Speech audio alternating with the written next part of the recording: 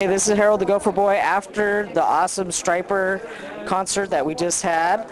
And this is Robert Sweet of Stryper, and we're going to ask him a few questions. How'd you like the expo this year?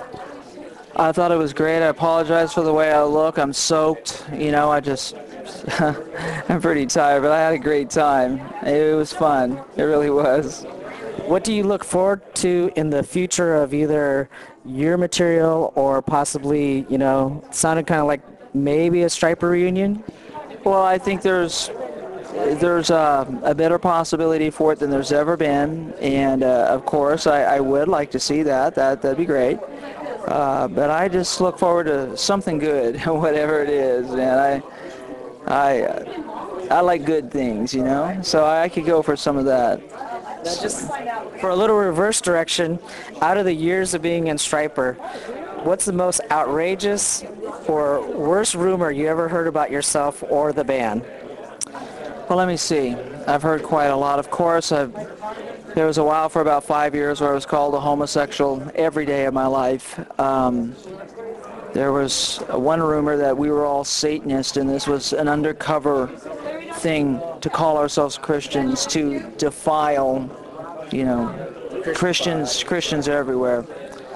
There's so many I can't even remember. I know that sounds ludicrous, but just wherever we went, there was, my brother was selling cocaine, or I was thrown in jail, or Mike and I were punching each other out backstage, or, it's just crazy. People like to say things, and I gotta say, we're pretty mild, actually. For any shout-outs for anybody who's watching this interview on the internet, what's something you want to promote?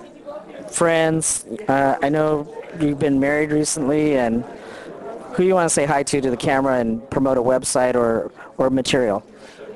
Well, I am so tired right now, and I must admit to you that my thinking capabilities aren't what they normally are, but I'm just going to thank people, okay? I mean, tonight for me is like a new beginning in a sense, and looking out at that crowd, or talking to the people over the internet that I do, or getting letters or phone calls or emails from people all over the world, I just want to say thanks. I mean, honestly, just, like the song says, I'm blown away by it. We haven't put out a record in 10 years, and people are still there to see us play and praying for us and supporting us, and that to me is just incredible, and I really appreciate it, and I just want to say thanks.